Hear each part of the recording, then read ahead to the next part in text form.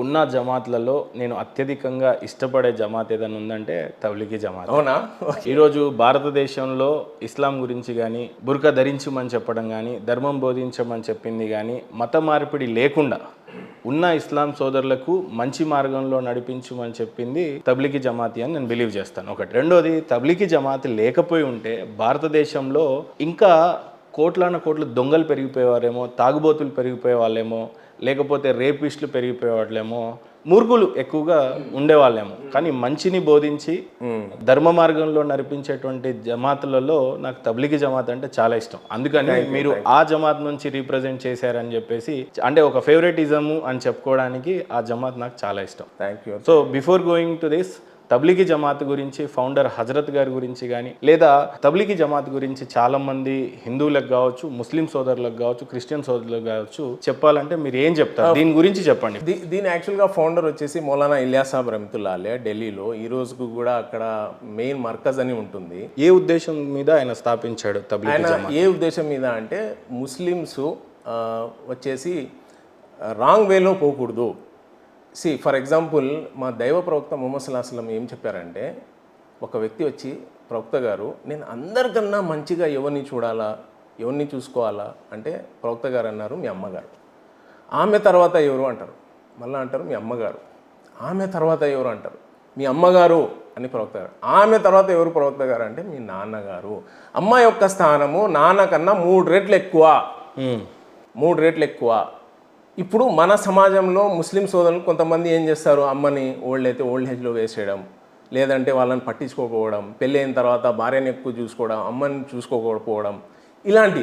ఇప్పుడు for example ప్రవక్త గారు, దైవ ప్రవక్త గారు ఏమన్నారంటే, భార్యతో ఎవరు మంచిగా ఉంటే మీరు కనుక్కోవాలనుకోండి, వీడు మంచోడా చెడ్డోడా అంటే వాడు భార్య చెప్పాలా వీడు మంచోడా చెడా అని. మీ సహాబాలు ఏం చేశారంటే, ఆయన కంపానియన్స్ ఏం చేశారు తెలుసా, ఇమ్మీడియట్ ప్రవక్త గారు భార్య ఇంటికి వెళ్ళారు. అమ్మ ఈయన బయట అయితే ప్రవక్త, మరి ఇంట్లో ఎట్లా అంటే అమ్మ అంటది, ఆయన ప్రవక్త గారు ఇంట్లో ఉన్నప్పుడు బట్టలు ఉతుకుతాడు, మేకలకి మేత పోస్తాడు. మొహమ్మద్ ప్రవక్త నేను రోటీలు వేయాలంటే ఆట చేసిస్తారు, ఆయన కసువు ఊరుస్తాడు, నా ప్రతి ఇంటి పనిలో నాకు సహాయం చేస్తారు. అమ్మకి చేదోడు వాదోడుగా ఉంటాడు. అంటే ఇది ఆయన ఆదర్శం. ఇంకా ఫర్ ఎగ్జాంపుల్, మీరు హెల్దీగా ఉన్నారు, మీరు జిమ్కి వెళ్తున్నారు, మీరు ఏదున్నారు, ఒక సండే మీరు ఏం చేయండి అంటే మా చెల్లెల కోసము ఆట పిండి చేసి ఇవ్వండి, ఎంత హ్యాపీ అవుతారో మళ్ళీ చూడండి. వాస్తవం. మేము ఎందుకు చేస్తాం అట్లా? ఎందుకు చేస్తామంటే మాకు దైవ ప్రవక్త అట్లా చేశారు కాబట్టి, ఆయన ఆదర్శం కాబట్టి మేము ఇది వెళ్ళి మా ముస్లిం సోదరులకు చెప్తాం, మా దైవ ప్రవక్త ఇట్లా చేశారండి, నువ్వేంది చిన్న ఉప్పు లేదని ప్లేట్ విసిరేయడం, నువ్వు వచ్చేసి ఇంటి బయట తరమేయడం ఏం చేస్తున్నావు బాబు, నువ్వు ఇట్లా చేస్తే నరకానికి వెళ్తావు. ఎందుకంటే ఖురాన్లో దేవుడు క్లియర్గా ఒక మాట అన్నారు.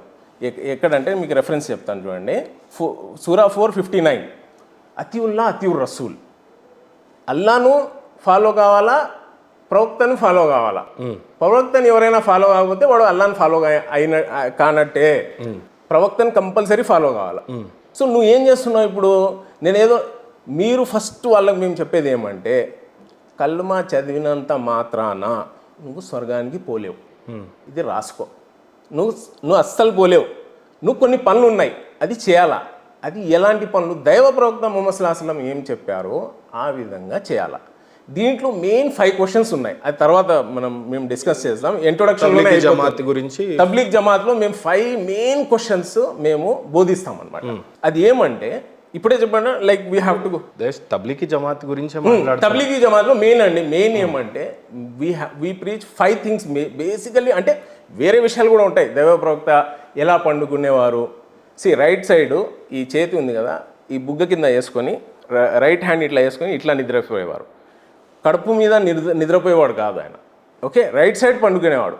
ఇంకా తినే దాంట్లో ఏం చెప్పారు, నీకు ఆకలి వేస్తేనే తిను. There is no lunch, dinner or breakfast concept in Islam. 1400 years ago, beloved our Prophet Muhammad sallallahu alaihi wasallam, peace be upon him, he said, మీకు ఆకలి వేసినప్పుడే తినండి, తినేటప్పుడు కూడా కడుపు నిండా తినద్దు, ఇంకా ఆకలి ఉందంటేనే నువ్వు ఆపే. ఇది హదీస్లో రాసింది 1400 years ago. నేను ఇప్పుడు ఏదో చెప్పడం కాదు. Sahih Bukhari, Sahih Muslim books ఉన్నాయి కదా, దైవ ప్రవక్త ఆయన క్షణక్షణం రాసి ఉన్నారు. యాక్చువల్గా it is not even 1 minute has been missed, అట్లా రాసి ఉన్నారు ఆయన. అంటే just give an example to the extreme. ఆయన ఏం చేశారు, గుర్రంలో వెళ్ళేటప్పుడు ఒక చోట కొమ్ము ఉంటే ఆయన ఇట్లా తల వంచి వెళ్ళారు, అది కూడా రాసి ఉన్నారు. అంటే ఆయనకు ప్రేమించే వాళ్ళు అట్లా ఉన్నారు. సో ఏం చేశారంటే ప్రవక్త గారు ఏం చేస్తున్నారు అది చేయడం కరెక్ట్. ఇంకోటి ఏమంటే 5 విషయాలు మేము బోధిస్తాం. ఫస్ట్ ఏమంటే ప్రతి మానవుడు ఆది నుంచి 2025 వరకు ఇంకా ప్రళయ దినం వరకు ఎవరెవరు వస్తారో దైవ ప్రవక్త ముహమ్మద్ సల్లల్లాహు అలైహి వసల్లం ఏం చెప్పారంటే 5 విషయాలు చెప్పకుండా ఏ మనిషి కూడా 1 ఇంచు కూడా కదలలేడు. 1 ఇంచు, వాడు రాజైనా వాడు నార్మల్ సాదాసీదా మనిషి అయినా ఎవడైనా ప్రవక్తలైనా ఎవరైనా ఆ 5 questions ఆన్సర్ చేయాల్సిందే. ఇది మెయిన్ మేము తబ్లీగ్ జమాత్లో బోధించేది. ఫస్ట్ క్వశ్చన్ ఏంటంటే యవ్వనాన్ని ఎక్కడ స్పెండ్ చేసావు, where you have spend your young age. Sir నేను చదివాను, నేనేం జాబ్ చేయడం లేదు, ఊరికే తిరుగుంటున్నా, అమ్మ నాన్నల మీద డిపెండ్ ఉన్నా, ఇది నువ్వు చేసావనుకో ఆ రోజు చెప్పాల్సి వస్తుంది. లేదు నేను హెల్ప్ చేస్తున్నా, నాన్నకి హెల్ప్ చేస్తున్నా, మదర్కి నేను హెల్ప్ చేస్తున్నా, నేను సపోర్ట్ చేస్తున్నా అంటే ఆ రోజు కూడా నువ్వు చెప్పాల్సింది. ఆ రోజు ఏమంటే నువ్వు ఒకవేళ ఇక్కడ అబద్ధాలు ఆడేది నీకు అలవాటు ఉంటుంది, అక్కడ నువ్వు అబద్ధాలు ఆడినా నీ చెయ్యి చెప్తుంది ఆ రోజు. నువ్వు ఆ ఫలానా రోజు నీ తప్పు పని ఈ చేత్తో చేసావు, అప్పుడు మనిషి అంటాడంట నా చెయ్యి నా అగేన్స్టే ఏంది ఇది ఇట్లా చెప్తుందంటే అప్పుడు నీకు ఎలా ప్రపంచంలో మాట్లాడే శక్తి ఇచ్చాడో దేవుడు ఈరోజు నీ కాలు చెప్తుంది నేను ఆ రోజు నడుచుకుంటూ పోయినా ఆ తప్పు పడి చేయడానికి. నువ్వు ఆ రోజు ఈ విధంగా ఆమెను కొట్టావు, ఈ ఫింగర్స్ చెప్తాయి ఆ రోజు నువ్వు ఈ తప్పు పని చేసావు అని. అక్కడ మనిషి అబద్ధం ఆడడానికి సంబంధమే కాదు. అండ్ ఇంకోటి ఏంది, వాడు 1 ఇంచు కదలలేడు without answering these 5 questions. These are very important question. దీనిపైనే మొత్తం తబ్లీగ్ జమాత్ మనది డిపెండ్ ఉంది. నంబర్ 1 ఎంగేజ్లో ఏం చేసావు. నంబర్ 1 ఎంగేజ్లో ఏం చేసావు. ఫర్ ఎగ్జాంపుల్ ఇప్పుడు నేను ఒక MNCలో పని చేస్తున్నా, నేను చెప్తాను సార్ నేను పని చేసేవాడిని, like my have my salary and I'm supporting my family and all that. So నేను చెప్తాను అది క్లియర్. సో ఎస్పెషల్లీ ఏమంటే దాంట్లో అడిగేది కూడా యవ్వనంలో ఒకటి జీవితం ఎట్లా గడిపావు, మెయిన్ క్వశ్చన్ దాంట్లో జీవితం ఎలా గడిపావు. లైక్ మీరు ఉన్నారు, నేను విలేకరిని, అది జీవితం ఎలా గడిపారు. ఎంగేజ్లో ఏం చేసావు, నేను ఇట్లా ఇంటర్వ్యూ తీసుకునేవాడిని, ఇట్లా మంచిని ప్రజలకు నేను చెప్పేవాడిని, ఏదైనా చెడు ఉన్నా వాళ్ళకి చెప్పేవాడిని, నేను చాలా ఏమంటారు పార్షియల్గా అంటే వితౌట్ పార్షియాలిటీతో నేను చెప్పేవాడిని అని మీరు ఆ రోజు చెప్తారు. ఒకవేళ మీరు ఇక్కడ ఏమైనా అట్లా చేయకపోతే ఆ రోజు చెప్పాల్సి వస్తుంది. అండ్ నెక్స్ట్ మనము ఏదైనా తప్పు చేస్తే ఎక్కడ తప్పు చేశానని మా అవయవాలే చెప్పేస్తాయి, నేను చెప్పే అవసరమే లేదు ఆడ. నేను ఒకేలా అబద్ధం తప్పు చేసిన చెయ్యి, మాట్లాడిన నోరు, నడిచిన కాలు, ప్రతిదీ. సో సెకండ్ క్వశ్చన్, డబ్బు ఎలా సంపాదించావు ఇది అడుగుతారు. ఇప్పుడు ఈ పొలిటీషియన్స్ ఉన్నారు కదా, చేస్తున్నారు కదా, ఆ రోజు చెప్పాల్సి వస్తుంది.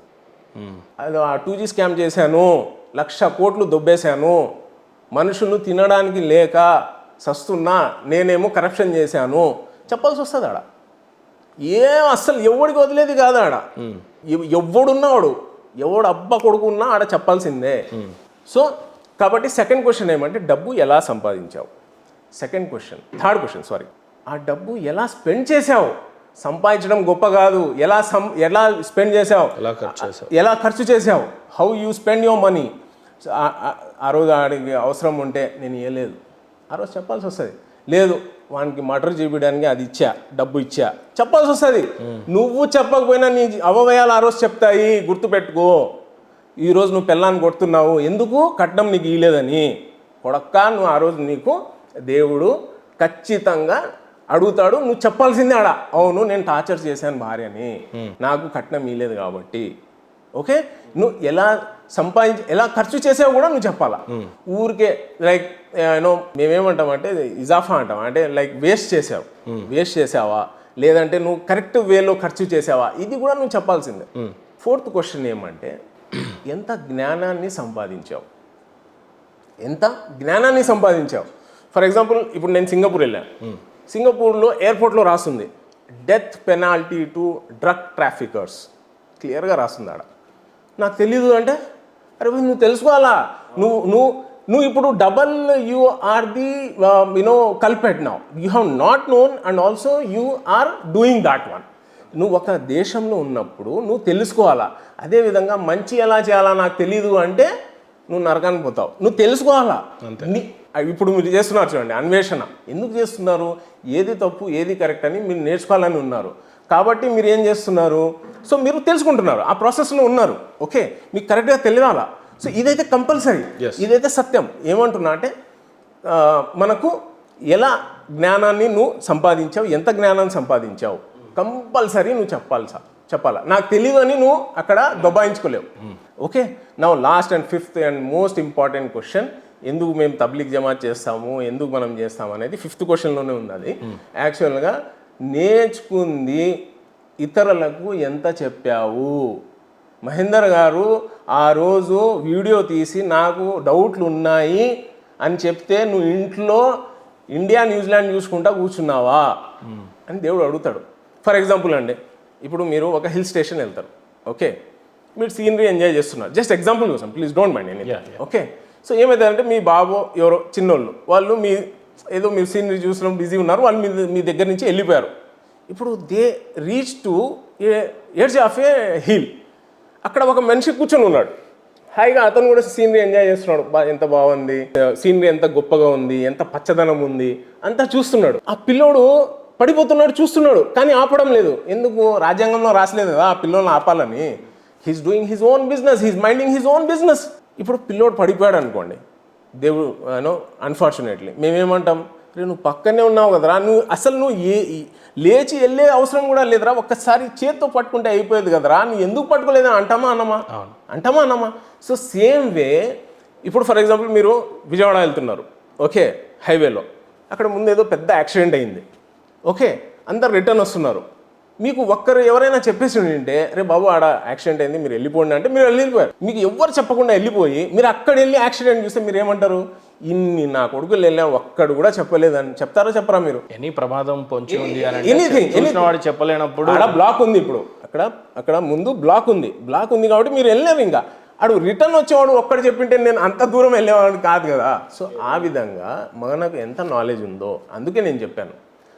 మా ఖలీఫా, సెకండ్ ఖలీఫా ఏమన్నారంటే, ప్రపంచంలో ఒకవేళ ప్రళయ దినం రోజు ఒక అనౌన్స్మెంట్ అవుతుంది, అందరూ స్వర్గాన్ని వెళ్తున్నారు, ఒక్క వ్యక్తి నరకానికి వెళ్తున్నారు, నేను కావచ్చు అని. మా సెకండ్ ఖలీఫా సయ్యదనా హజరత్ ఉమర్ రజియల్లాహు తఆలా ఆయన్ని చూసి క్రూసైడర్స్ జెరూసలేం హ్యాండ్ ఓవర్ చేశారు ఆయనకు. ఆయనకు జస్ట్ చూసి ఓకే, అది long story, I will tell you later some time. So ఏమవుతుందంటే ఆయన అలాంటి వ్యక్తి ఏమంటారంటే, ఒకవేళ అనౌన్స్మెంట్ అయిందనుకో అందరు నరకానికి వెళ్తున్నారు, ఒక్క వ్యక్తి స్వర్గం వెళ్తున్నారు, అది నేను కావచ్చు. మేము నేర్చుకున్న దాన్ని మేము కన్ఫర్మ్ అనుకొని కూర్చోకూడదు. మా లర్నింగ్ ప్రాసెస్ అయితే ఉండాలా, ఏది కరెక్ట్ ఏది చెడు అనేది మనం కనుక్కుంటా ఉండాలా, మనం ముందుకు వెళ్తూ ఉండాలా. రైట్. ఫయాజ్ ఖాన్ గారు చెప్పినటువంటి విషయాలు అర్థమైందని అనుకుంటా. మొదటిది ఎంగేజ్లో ఏం చేసావు అని అడుగుతారు. రెండవది డబ్బు ఎలా సంపాదించావు అని అడుగుతారు. మూడవది డబ్బుని ఎలా ఖర్చు చేశావు అని. నాలుగవది జ్ఞానాన్ని సంపాదించడం కూడా ఒక బాధ్యతగా కూడా ఎంత సంపాదించావు అనేది ఒక బాధ్యత. సంపాదించిన జ్ఞానాన్ని ఎంతవరకు పంచావు, ఎంతవరకు బోధించావు అనేది పాయింట్. రైట్. ఇవి 5 సూత్రాలు తబ్లిగీ జమాత్లో నుండి ఉన్నటువంటి 5 మేజర్ ఇంపార్టెంట్ రోల్.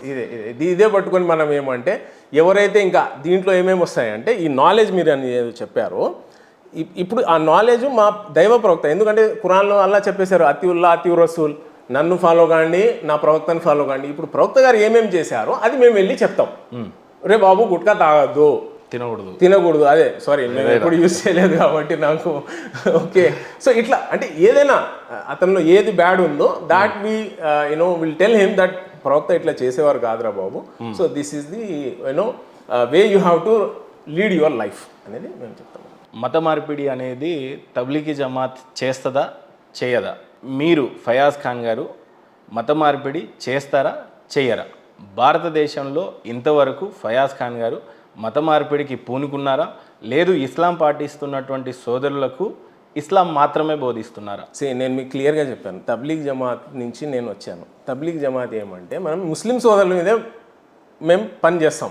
ఓకే, మా బేసిక్ మోటివ్ అంటే బేస్ అది, పునాది అది.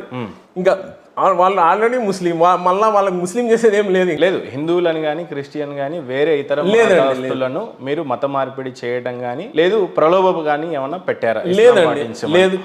ఇట్ ఈస్ ఎప్పుడు అంటే మీరు కళ్ళు కూడా అనుకునే విషయం అది యాక్చువల్గా. ఓకే, మేము only there are many organizations who are working. వాళ్ళు ఏదో మత మార్పిడి చేయాలని ఏం కాదండి. ఇప్పుడు ఇస్కాన్ వాళ్ళు ఉన్నారు, హరే రామ హరే కృష్ణ అని హైదరాబాద్ నుంచి అమెరికా, అనకాపల్లి నుంచి అమెరికా వరకు చెప్తున్నారు.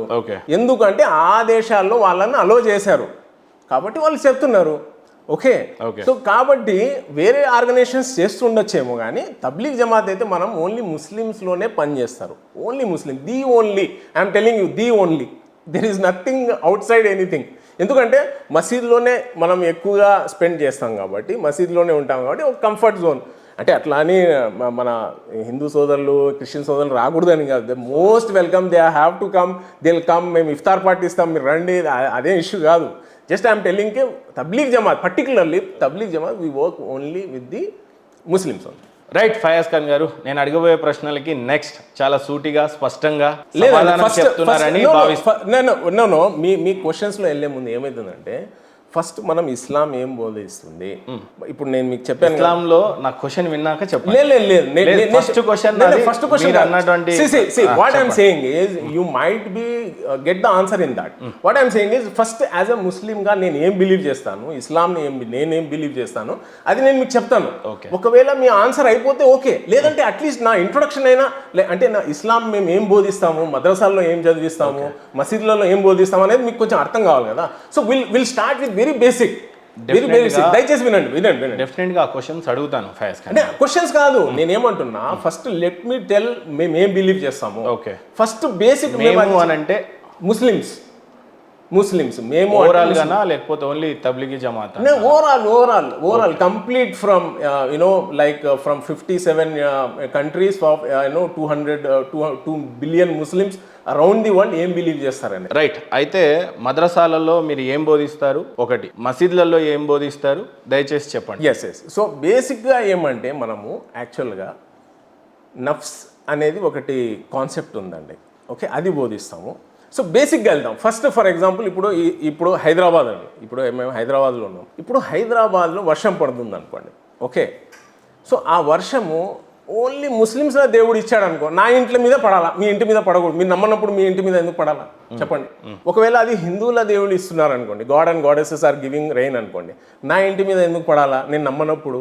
బట్ అట్లా కాదు కదా. వర్షం పడితే ఏమవుతుంది, సమానంగా అందరికి నీళ్ళు వస్తుంది. ఓకే, సూర్యుడు వస్తే అందరికి వెలుగురు. Okay, so the point is here what I'm trying to tell you is, ఇప్పుడు అమెరికాలో కూడా టమాటానే. ఓకే, మీ నిజామాబాద్లో టమాటా అదే టమాటానే. ఓకే, సో జపాన్లో ఉన్న మనిషి 2 చేతులు 2 కాళ్ళు ఉన్నాయి, మనకు 2 చేతులు 2 కాళ్ళు ఉన్నాయి. అంత సిమిలారిటీ ఉన్నప్పుడు, ఓకే, ప్రతిదీ ఒక సృష్టి అనేది ఉంది. డెఫినెట్గా సృష్టికర్త ఉంటాడు, దానికి ఒకటే యూనిఫార్మిటీ ఉంది. దానికి ఒకటే. ఇప్పుడు డిప్టీ కమిషనర్స్ 10 మంది ఉండొచ్చండి, కమిషనర్ ఒకటే ఉంటారు. డిప్టీ సీఎంస్ 2-3 ఉండొచ్చు. మన ఆంధ్రాలో ఉన్నప్పుడు జగన్ గారు 3 డిప్టీ సీఎంస్ ఉన్నారు, కానీ సీఎం ఒకరే కదా.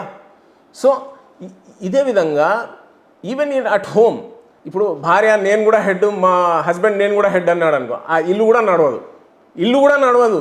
కొట్లాడలేదు, నువ్వు చెప్పింది నేను ఎందుకు ఇలా, నాన్న చెప్పింది అట్లీస్ట్ వాళ్ళల్లో నేను ఒక్కడిని, అంటే అది ఈవెన్ వైఫ్ ఉన్నా హెడ్ ఉన్నా ఆ ఇల్లు కూడా బాగుంటుంది. ఎక్కడ హస్బెండ్ హెడ్ ఉంటాడో ఆ ఇల్లు కూడా బాగుంటుంది. 2 హెడ్లు నేనే అన్నాడు అనుకో, ఆ ఇల్లు. అలాంటప్పుడు ఒక ఇల్లు నడవనప్పుడు ఇంత పెద్ద సృష్టి, డైలీ సన్ వస్తున్నాడు వెళ్తున్నాడు, మనకి ఎంత ఆక్సిజన్ కావాలో అంతే ఉంది. Okay, if sun goes 2 centimetre above will all die, if it goes 2 centimetre below will all die. So ఇంత కరెక్ట్గా ఇవన్నీ ఒక్కడే నడిపిస్తున్నాడు కదా. సో దేవుడు ఒక్కడే కదా. ఓకే, సో దేవుడు ఒక్కడన్నప్పుడు ఆయన ఎవరు ఫస్ట్ ఆఫ్ ఆల్ దేవుడు ఒకడు, ఆయన ఎవరు అని నేను డెఫినేషన్ చెప్తా. మా ఖురాన్లో ఏమంటారంటే, బిస్మిల్లాహిర్ రహ్మానిర్ రహీం, ఖుల్ హువల్లాహు అహద్. చెప్పండి, ఆ దేవుడు ఒంటరివాడు, ఒక్కడు కాదు, ఒంటరివాడు, తన్హా, ఒంటరివాడు. ఓకే, ఆయన డిసిజన్స్లో ఎవ్వరు రాడు, ఒంటరివాడు ఆయన. ఆయన ఏదైనా చేయాలంటే కున్ ఫయకున్ అంటాడు, అదే అంటే అయిపోతుంది అది. ఆ డిసిషన్స్ అన్నీ ఆయనదే. హు అల్లాహు హద్, ఆయన ఒంటరి వాడు. సెకండ్, అల్లాహు సమద్, ఆయన ఏ ఆధారం లేనివాడు. ఆయనకి ఏ ఆధారం, ఇప్పుడు నేను జీవించడానికి నాకు ఫుడ్ కావాలా, ఓకే, నాకు పిల్లలుగా ఉండాలా, నాకు భార్య కావాలా, నాకు మా అమ్మ నాన్నలు అవసరం, నాకు అన్ని అవసరాలు ఉన్నవాడు నేను. కానీ దేవుడికి ఎలాంటి అవసరం లేనివాడు దేవుడు. సెకండ్ పాయింట్, లం యలిద్ వలం యూలద్, ఆయన ఎవ్వరికి పుట్టలేదు, ఆయనతో ఎవరు పుట్టలేదు. మనిషి ఎట్లా పుట్టాడు, ఒక భార్య హస్బెండ్ కలుస్తారు, వాళ్ళతో పిల్లలు పుట్టి, దేవుడు అట్లా పుట్టలేదు, ఎందుకంటే ఆయన ఒంటరివాడు కాబట్టి. కొన్ని ఆయనతో ఎవరైనా పుట్టారా, ఆయనతో కూడా ఎవరు పుట్టలేదు. ఆయన ఎవరికి సంతానం కాదు, ఆయనకు సంతానం లేదు. లాస్ట్ పాయింట్, వలం యకుల్లహు కుఫువన్ అహద్, ఆయన లాగా ఎవ్వరూ లేరు. నేను చెప్పలేను, ఆయనకు చేతి ఉంది. ఖురాన్లో ఒక చోటు వస్తుంది, డే ఆఫ్ జడ్జ్మెంట్ నాడు ఈ సూర్యుడు, ఈ యూనివర్స్ని నేను నా చేతిలో నేను కప్పేస్తాను, దీన్ని అంటే రోల్ చేసుకుంటా అని చెప్పి. మాలాగా చేయి ఉందా ఆయనకు? 5 ఫింగర్స్, ఒక హ్యాండ్ ఇట్లా ఉందా? లేదు. ఇట్లా అయితే కాదు. ఎందుకు? ఇది మేము చూస్తున్నాం. ఇప్పుడు భారతదేశానికి మేమేమంటాము, ఇక్కడ గుజరాత్ ఒక చెయ్యి, బెంగాల్ ఒక చెయ్యి, ఒక హెడ్, ఎట్లా అంటాం కదా. సో బట్ మాలాగా చెయ్యి కాదు కదా అది, బట్ చెయ్యి అంటాం. బట్ అట్లా ఉన్నాడా దేవుడు? అట్లా కూడా లేడు దేవుడు. ఎలా అంటే ఉన్నాడు, ఎలా ఉన్నాడో మాకు తెలియదు. ఆయనలాగా ఎవ్వరూ లేరు, అదే ఆయనే దేవుడు. ఓకే, ఇంకో చోట ఏమొస్తుందంటే, అల్లాహు లా ఇలాహ ఇల్లా హువల్ హయ్యుల్ ఖయ్యూమ్, అంటే ఆ అల్లా తప్ప ఎవరు లేరు, ఆయన అల్ హయ్యుల్ అల్ ఖయ్యూమ్, ఆయన వల్ల అందరు ఉన్నారు, ఆయన హమేషా జిందా హమేషా ఖాయిమ్, అంటే ఎప్పుడు బతికి ఉన్నవాడు, ఎల్లప్పుడూ ఉండేవాడు. అల్లాహు లా ఇలాహ ఇల్లా హువల్ హయ్యుల్ ఖయ్యూమ్ లా తఖుజుహు సీనతుం వలా నౌమ్, ఆయనకు నిద్ర కాదు కదా, తూగడం కూడా రాదు. బస్సు నడిపేవాడు నిద్రపోతే ఏమవుతుంది? ఇంత పెద్ద సృష్టి నడిపించేవాడు నిద్రపోతే ఆయనకు తూగు కూడా రాదు. సెకండ్ పాయింట్, ఆ పాయింట్స్లో రాసింది. అల్లాహు లా ఇలాహ ఇల్లా హువల్ హయ్యుల్ ఖయ్యూమ్ లా తఖుజుహు సీనతుం వలా నౌమ్ లహు మా ఫిస్ సమావాతి వ మా ఫిల్ అర్ద్, ఈ యూనివర్స్లో, ఈ భూమి ఆకాశాల్లో ఏమేమి ఉందో అన్నీ ఆయనవే. ఓకే, లహు మాఫీ సమాతి మాఫిల్ అర్ద్ మంజల్ లజీ యష్ఫహు ఇందహు ఇల్లా బిఇజ్ని, ఎవడికి ఇంత ధైర్యం ఉంది ఆయన ముందు సిఫార్సు చేయడానికి?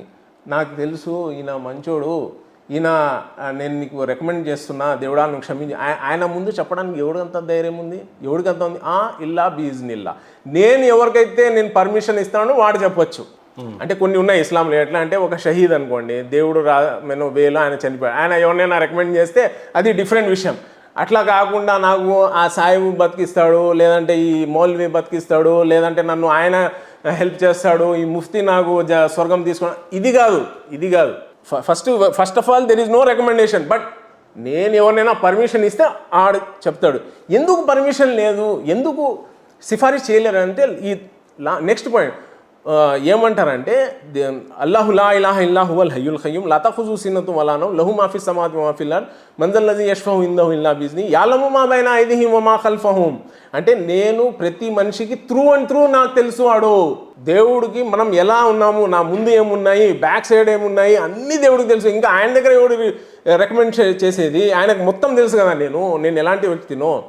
వసియ కుర్సియు సమావాతి వల్ అర్ద్, ఆయన కూర్చునే కుర్సీ, అంటే ఆయన ఉండేది అది అన్ని యూనివర్స్ పైన ఉంది. ఆయనకు ఇవన్నీ కంట్రోల్ చేయడంలో ఎలాంటి ఆయనకు థకాన్, అంటే అలసట రాదు. ఆయనకు ఎన్ని కంట్రోల్ చేయడానికి అలసట. వహువల్ అలియుల్ అజీమ్, ఆయన చాలా అలియుల్ అజీమ్, అంటే అజీమ్, ఆయన బులందు బాలా అంటారు హిందీలో. సో ఇట్లా ఇది దేవుడు అని బేసిక్ కాన్సెప్ట్ మనది ఉంటుంది. ఇప్పుడు నెక్స్ట్ ఏమంటే, దేవుడు ఒక్కడు. ఓకే, సో దేవుడు ఇప్పుడు మమ్మల్ని సృష్టించాడు. ఎందుకు సృష్టించాడు? ఆయనకు వచ్చు కాబట్టి సృష్టించాడు.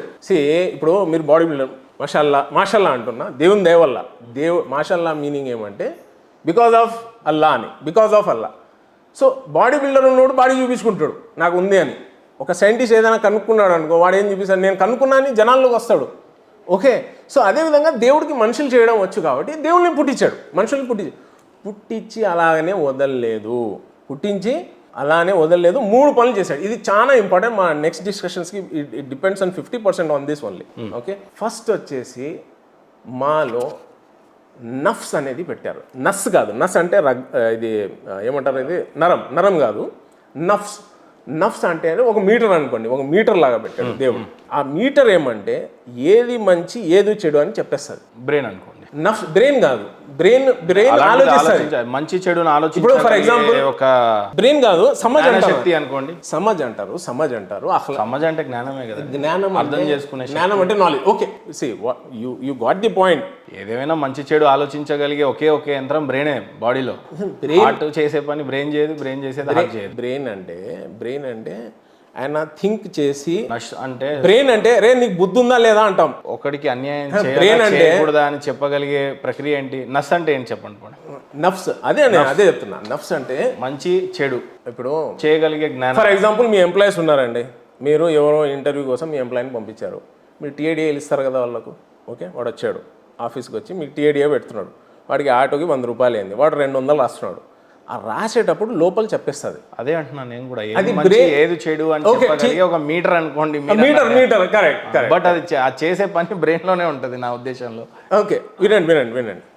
సో బ్రెయిన్ అంటే ఓకే, మీరు బ్రెయిన్ అంటున్నారు. బ్రెయిన్ ఏమవుతుందంటే రాంగ్ కూడా ఒకసారి ఇస్తుంది, ఈ తప్పు పని చేయమని చెప్పేది. నేనేమంటున్నా, బ్రెయిన్ తో అర్థమైంది, ఇంకా మనుషులకు కూడా అర్థమైంది అనుకుంటా, ఆడియన్స్కి అర్థమైంది. నేనేమంటున్నా అంటే నఫ్స్ అనేది ఏమని చెప్తా అంటే మీటర్, ఇంకా వద్దులేదు మీటర్ మీరు చెప్పారు కదా, దాంతోనే వెళ్దాం. Okay, that is correct. చెడులు చేయడానికి సో మీటర్ బ్యాలెన్స్ చెప్తుంది అది మనకి, ఏది చెడు ఏది మంచి అనేది లోపల నుంచి చెప్పేస్తుంది అది.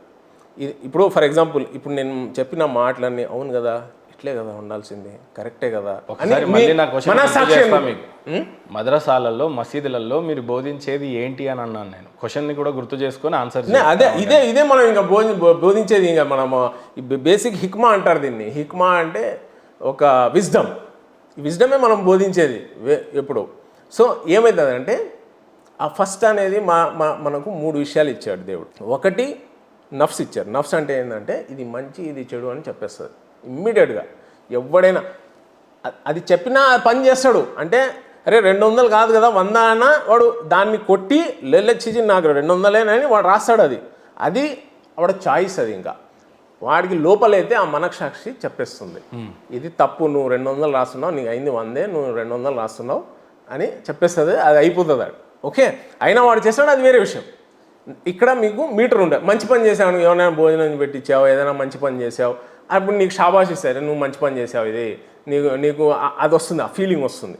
దేవుడు అది మాలోనే తమీజ్ అని పెట్టారు, నఫ్స్ అని పెట్టారు. దాన్ని నఫ్సే అమ్మారా అంటాం, నఫ్సే లవ్వామా అంటాం, నఫ్సుల్ ముత్మయిన్నా అంటాం. 3 ఉంటాయి అది. ఓకే, సో మంచి చెడు అనేది చెప్తూ ఉంటుంది. నువ్వు అన్నీ మనకు ఇది విధంగా నఫ్స్ అనేది ఉంటుంది. సెకండ్ పాయింట్ ఏమంటే మనలోనే ఒక ప్రవక్తను మంచి ఎంచుకొని దేవుడు ఆయనకు మనలో ప్రవక్తను ఎంచుకోవడం అంటే, ఇప్పుడు ఫర్ ఎగ్జాంపుల్ మనుషులను పుట్టించాడండి దేవుడు, మనుషులను పుట్టించాడు, ఆయనకు వచ్చు కాబట్టి పుట్టించాడు, కరెక్టా? నెక్స్ట్ మాలో మంచి చెడు అని పెట్టాడు. ఇప్పుడు ఇది చెడు అన్నా కొంతమంది ఆ చెడు పనులే చేసుకుంటా వాడు చెడ్డోళ్ళుగా మారారు. దీనిలో ఇది మంచి అని చెప్తుంటే వాడు మంచి చేసి కొంతమంది మంచిగా మారారు. ఈ మంచోళ్ళు కూడా ఎవడు టాప్ మంచోడు ఆయన్ని ఎంచుకుంటాడు దేవుడు. ఎంచుకొని ఆయన్ని ప్రవక్త చేస్తాడు. ఓకే, ఇది 2వ పని. 3వ పని ఏమంటే ఆయనకు ఒక పుస్తకం ఇచ్చి, దేవుడు ప్రతోడితో మాట్లాడరు కదా, ప్రవక్త ఒకరిని ఎంచుకొని ఆయన్ని పుస్తకం ఇస్తాడు. ఇంకా ఆ పుస్తకంలో ఏముందో మేము 100% పాటించాలి. ఇప్పుడు ఆ పుస్తకంలో ఏముందంటే అదే మేము బోధిస్తాం. ఇప్పుడు నేను ఇందాక మీకు చెప్పాను కదా, సో దైవ ప్రవక్త ముహమ్మద్ సల్లల్లాహు దగ్గర ఒక వ్యక్తి వస్తారు. అంటే ఆయన ఒక దారిలో వెళ్తుంటాడు. దారిలో వెళ్ళేటప్పుడు అరబ్ కదా ఆ రోజుల్లో, మీకు తెలుసు, మీరు దుబాయ్లో ఉన్నారు యాక్చువల్గా, you have been there. So ఎట్లా ఎండే ఉంటుంది అనేది.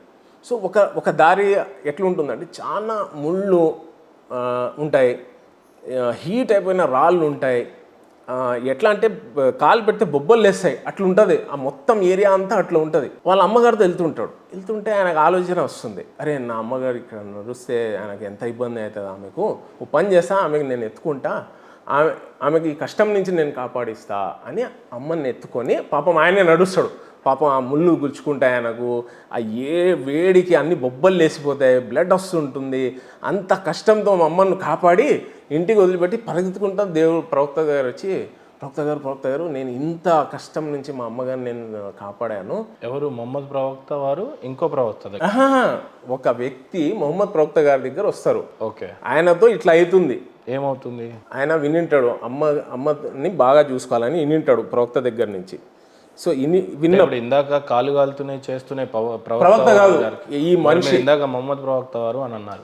మొహమ్మద్ ప్రవక్త దగ్గరికి వెళ్ళారు అంటున్నా. ఓకే. ఒక మనిషి వచ్చాడు, తల్లిని మోసింది, రాళ్ళు ఒక మనిషి అది వచ్చి ఏం క్వశ్చన్ వేస్తాడంటే, నేను ఇంత కష్టంతో మా అమ్మగారిని నేను కాపాడాను, నేను నా అమ్మ రుణాన్ని తీసుకున్నాను అంటే దైవ ప్రవక్త ముహమ్మద్ సల్లల్లాహు అలైహి వసల్లం అంటారు, నువ్వు పుట్టేటప్పుడు ఒక్కసారి ఆమె అనింది కదా, దాన్ని రుణం కూడా నువ్వు తీర్చలేదు, నీ అమ్మ రుణాన్ని నువ్వు ఎప్పుడు తీర్చుకోలేవు, ఆమె పాదాల కింద స్వర్గం ఉంది, నువ్వు ఆమె సేవ చేసుకొని నువ్వు బతుకు అని చెప్తారు. మరి ఎందుకు చాలా మంది తల్లిదండ్రులను దైవ సమానులుగా చూడండి అని అంటే మేము చూడము అని వితండవాదం చేస్తూ ఉండే కొన్ని ప్రక్రియలను చూసాం మనం. ఇప్పుడు నిజంగానే ఇస్లాంలో ఇంత మాతృ ప్రేమ ఉన్నప్పుడు, తండ్రి మీద ఇంత గౌరవం ఉన్నప్పుడు, నిజంగానే ఇది శాంతి మతం అని చెప్పడానికి చాలా బాగుంది, వినడానికి కూడా చాలా బాగుంది. నేనే ఇప్పుడు మీరు ఏమన్నారంటే ఇది ఇది ఇప్పుడు ఇక్కడే మీరు ఎగ్జాక్ట్ మంచి క్వశ్చన్ అడిగారు. యాక్చువల్గా ఇక్కడే ప్రవక్త రోల్ వస్తుంది.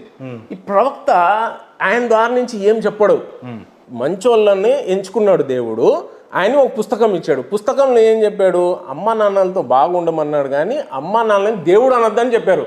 ఎందుకంటే వాళ్ళు సృష్టించలేదు కదా. దేవుడు అని ఎవరిని అనుకోవాల్సిన దైవ సమానులు భావించవచ్చు. దైవం అంటే నేను అట్లా అనుకున్నా.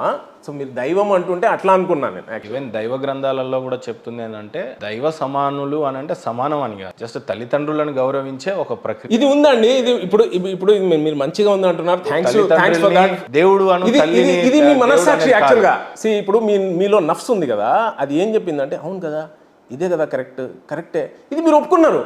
ఇది మంచి మనిషి యొక్క లక్షణాలు. ఖురాన్లో టూ క్వాలిటీస్ చెప్తారు మంచి మనుషులది. ఒకటి, కరెక్ట్ విషయం వచ్చినప్పుడు వాడు ఇమ్మీడియట్ ఒప్పుకుంటాడు, ఒక్క నిమిషం కూడా.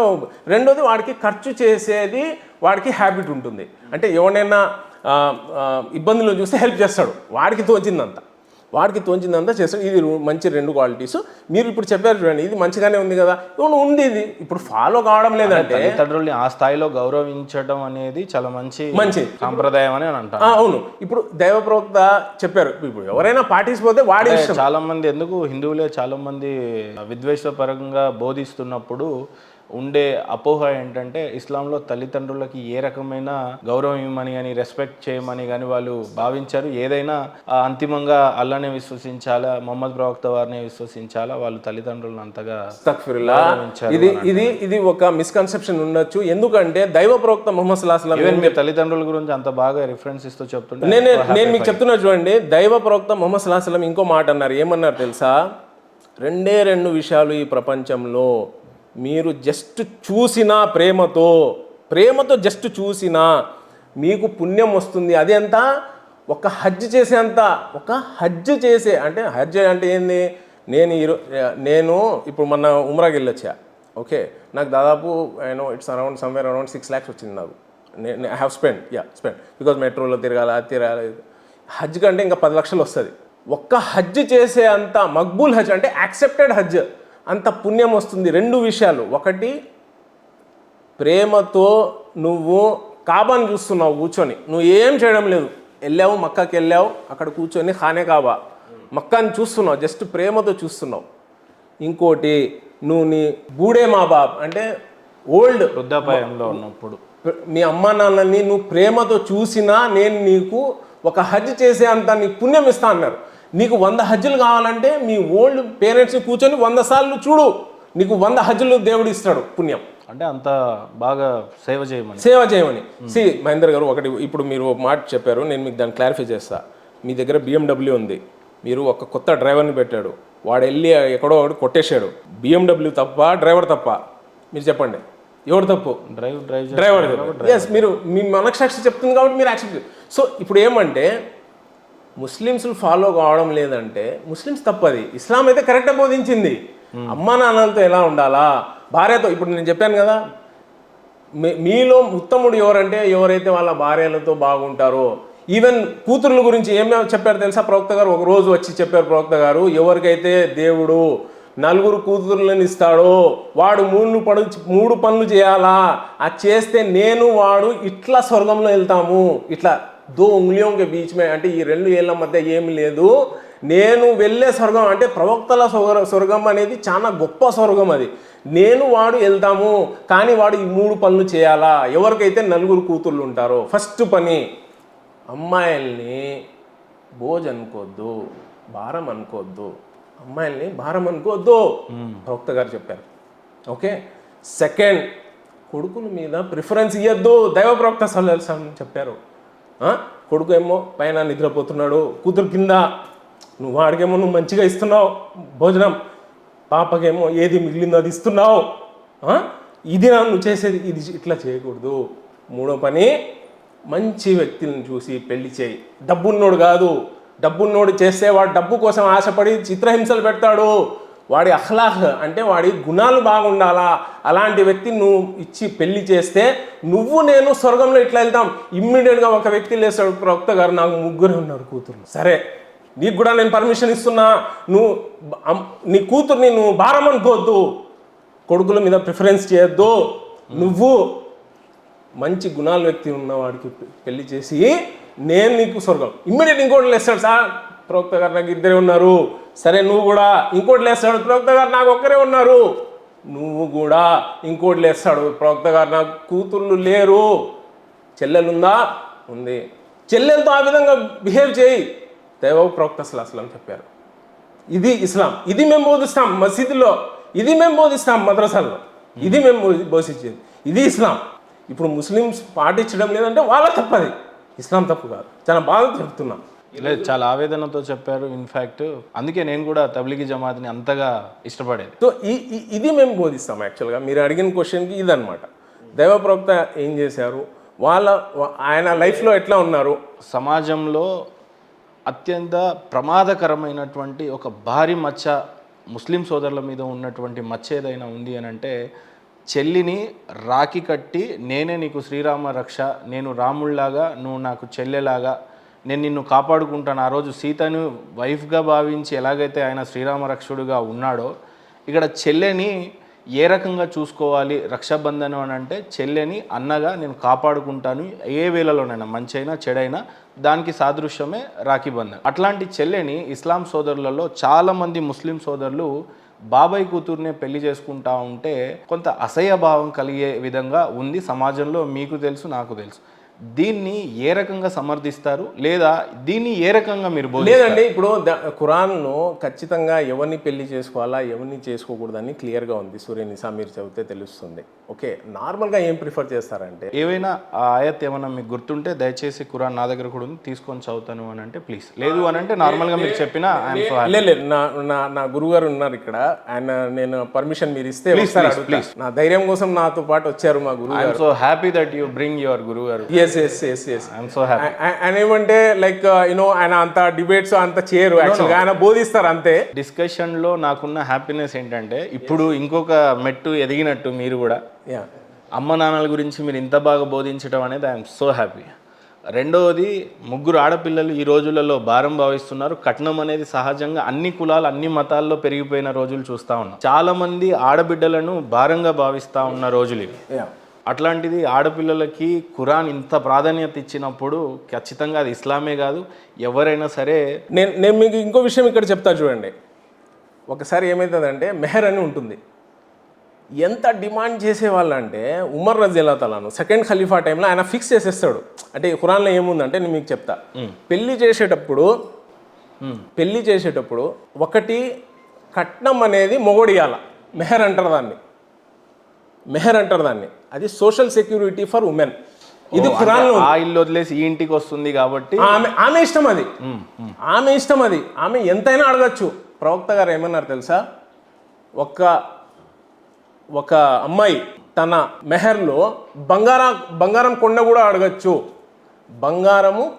అడగచ్చు, లేదు నాకు ఒక ఖురాన్ ఆయత్ వినిపించినా నేను మెహర్గా యాక్సెప్ట్ చేస్తున్నా అని కూడా ఇది టోటల్గా అమ్మాయి మీద వదిలేశారు. అందుకే మీరు కావాలంటే అడగండి, దుబాయ్ సౌదీలో ఎంత కష్టం అవుతుందంటే అమ్మాయిని పెళ్లి చేసుకోవడానికి. వాళ్ళు పక్క దేశాలు లీబియా, సిరియా, లెబనాన్ వెళ్ళి పెళ్లి చేసుకుంటారు. సౌదీ వాళ్ళు డైరెక్ట్ నాకు ఆయిల్ ఉన్న వెల్ కావాలంటారు. ఆడ బాయిని రాసి అని రాసి ఏమంటారు, ఎందుకంటే వాళ్ళు సోషల్ సెక్యూరిటీ. మీరు చదవండి, perfect in English, not in Telugu. Please continue. ఇస్లాం సోదరులు చాలా పాజిటివ్గానే భావిస్తారని అనుకుంటున్నా. ఎందుకంటే సోదర భావంతో మనం అంతా కలిసి ఉంటేనే రేపు దేవుడైనా సరే సంతోషిస్తాడు అనేది నా భావన. అండ్ చాలామంది, నాకే కాదు ఫయాజ్ ఖాన్ గారికి కూడా తెలుసు, గురువు గారికి కూడా తెలుసు, చాలామందికి ఉన్న అపోహ ఏంటంటే ఏంటో ఇది ఇలాంటి క్వశ్చన్లు అడిగినప్పుడు కొంత భారంగా అనిపిస్తూ ఉంటుంది. కారణం ఏంటంటే ఇది నా ప్రశ్న కాదు, ప్రజలలో ఉన్న అపోహని నా నోటి నుంచి అడుగుతున్నప్పుడు విలన్ ఎవరు కనపడతారు? మహేందరే విలన్ కనపడతారు. ఖురాన్లో ఏమన్నారండి దేవుడు, అఫలా యతతబ్బరూన్, ఖురాన్ని మీరు ఆలోచించి చదవరా? ఏమైంది మీకు? ఆలోచించి దేవుడే చెప్తున్నాడు, మీరు ఆలోచించి చదవండి. ఎందుకు ఆలోచించి చదవరు అని అల్లానే చెప్తున్నారు. మీరు ఆలోచిస్తున్నారు, మేము మీకు అభినందిస్తున్నామండి. So you are perfect person. Please read it. So ఇక్కడ 4వ సూర 23వ ఆయత్లో చెల్లిని పెళ్లి చేసుకుంటారు, అదేం మతం అని చెప్పేసి చాలామంది హేళన చేసి మాట్లాడుతూ ఉంటారు. సో అసలు ఏ రకమైనటువంటి వ్యక్తులతో పెళ్లి చేసుకోవచ్చు అని చెప్పి ఖురాన్ బోధించింది అని చెప్పేసి ఫయాజ్ ఖాన్ గారిని అడిగితే, గురుగారి ద్వారా ఆ ఫయాజ్ ఖాన్ గారు చెప్పినటువంటి విషయం ఏంటంటే, సూరా 4:23వ ఆయత్తులో సొంత సోదరి, తల్లికి వేరే భర్త వల్ల కలిగిన సోదరి. చెప్పగలరా దీనికి? మీరు చదవండి ఫస్ట్ చదివితే మీకు అర్థం. సొంత సోదరి అంటే కన్న తల్లికి పుట్టినటువంటి, ఇది ఎవరిని చేసుకోకూడదో ఫస్ట్ మెన్షన్ ఉందాడా? ఓహో, ఎవరిని చేసుకోకూడదో మెన్షన్ లేదు, ఎక్సైట్ కాదు, నేను I'm just telling, sorry for that. ఎవరిని చేసుకోకూడదు అనేది ఉంది. ఫస్ట్ ఎవరిని చేసుకోకూడదు అని చెప్పి ఏమవుతుందంటే, ఎవరిని చేసుకోకూడదో లిమిటేషన్స్ చెప్పేశారు. దాని తర్వాత అంత ఓపెన్ ఉంది. దాని తర్వాత పోయి వ్యభిచారం చేస్తాడంటే వాడికి నరకంలో వేస్తారు దేవుడు. సూపర్, ఓకే చదువు. అయితే సొంత సోదరిని తల్లికి వేరే భర్త వల్ల కలిగిన సోదరి చేసుకోకూడదు, రైట్? అంటే ఎక్స్ట్రా మ్యారిటల్ అఫేర్ లో కొంతసార్లు సెకండ్ మ్యారేజ్ అండి, అంటే ఎక్స్ట్రా మ్యారిటలే కదా, సెకండ్ ఎప్పుడు కూడా అఫేర్ కాదు. తల్లికి వేరే భర్త అంటే మొదటి భర్త కాకుండా సెకండ్ భర్తతో కలిగినటువంటి సోదరి అవుతుంది అగైన్, ఆవిడ్ని చేసుకోకూడదు. తండ్రికి వేరే భార్య ద్వారా, అంటే ఆమె కూడా ఇంకా కన్న తల్లి అవుతుంది, స్టెప్ ఫాదర్ అనొచ్చు తెలుగులో, కొంత కఠినంగా ఉన్న ఇంగ్లీష్లో. తండ్రికి వేరే భార్య ద్వారా కలిగిన సోదరి, ఈ ముగ్గురికి ఈ ఆజ్ఞ సమానంగా వర్తిస్తుంది. సొంత చెల్లి లేదా అదే కన్న తల్లి ఇంకొక స్టెప్ ఫాదర్తో చేసినటువంటి ఆమె కూడా మీకు చెల్లి అయింది. తండ్రికి వేరే భార్య, స్టెప్ మదర్తో ఉన్నటువంటి పుట్టినటువంటి కూతుర్ని కూడా చేసుకోవద్దు అనేది ఉంది. అంటే ఇప్పుడు ఇక్కడ మీరు చెప్పాలి సార్, ఇప్పుడు సొంత రక్త సంబంధమైనటువంటి వారునను కాకుండా వేరే ఇంకెవరినన్నా చేసుకోవచ్చు అనేది మీ ఉద్దేశమా? అక్కడ లిమిట్స్ ఇచ్చారు, ఇంకా మీరు చదవండి. మీరు చదివితే అయిపోయింది, అక్కడ 23 అయిపోయింది. అత్తని చేసుకోకూడదు అవన్నీ ఉన్నాయి కదా. సో అది ఆయత్ చెప్పండి గురుగారు, ఉంది అక్కడ, మీరు చదవండి. అయితే ఇక్కడ సొంత తల్లి నుంచి కానీ లేదు, తల్లి ఇంకొక కొన్ని అనివార్య కార్యాల వల్ల విడాకులు అయిపోయిన తర్వాత ఇంకొకరితో అయి ఉండొచ్చు. నేను మీకు అది టోటల్ ఆయత్ ఇస్తానండి. మనం ఏమంటే లైక్ వీఆర్ నాట్ అరబ్స్ కాబట్టి మాకు డైరెక్ట్ అది అరబీ రాదు. ఒకసారి చదివి we can tell you have as that question, will reply. అత్తతో చేసుకోకూడదు, ఓకే.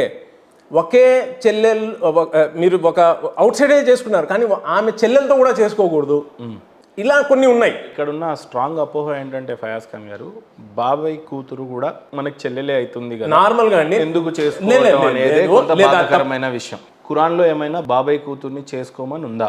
అందుకు చేసుకుంటారా అనేది నా నార్మల్గా ఏం ప్రిఫర్ చేస్తామంటే మేము, ఇప్పుడు ఫర్ ఎగ్జాంపుల్ నా పుప్పు అంటే మా ఫాదర్ చెల్లెలు కూతుర్ని నేను చేసుకోవచ్చు, జస్ట్ ఐఎమ్ టెల్లింగ్. లేదంటే మామ కూతురు అంటే మా మదర్, సహజంగా ఇందులో మేము అట్లే చేస్తామండి. యాక్చువల్గా మనం అట్లే చేస్తాము. మేనమామ అంటే ఈ దాంట్లో ఎట్లుందో ఒకసారి మేము చూసి చెప్తాం. మీరు చెప్పండి ఒకసారి, క్షమించండి. సోదరుడు మహేందర్ గారు చాలా చక్కటి ప్రశ్న వేశారు.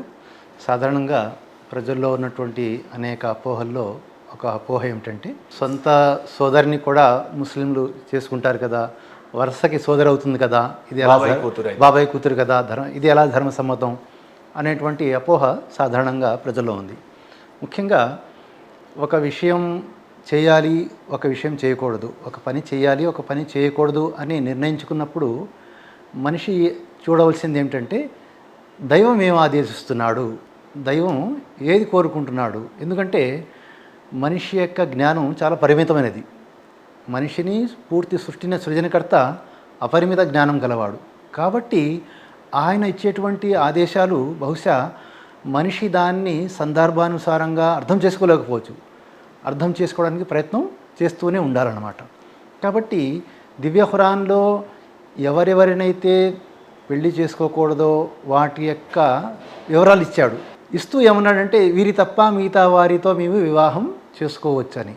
కాబట్టి ఈ ఆజ్ఞ ప్రకారంగా ముస్లిం సోదరులు ఏం చేస్తారంటే సొంత చిన్నాన్న కూతుర్ని పెళ్లి చేసుకుంటారు. ఇది ఇస్లాం ప్రకారంగా ధర్మసమ్మతం అన్నమాట.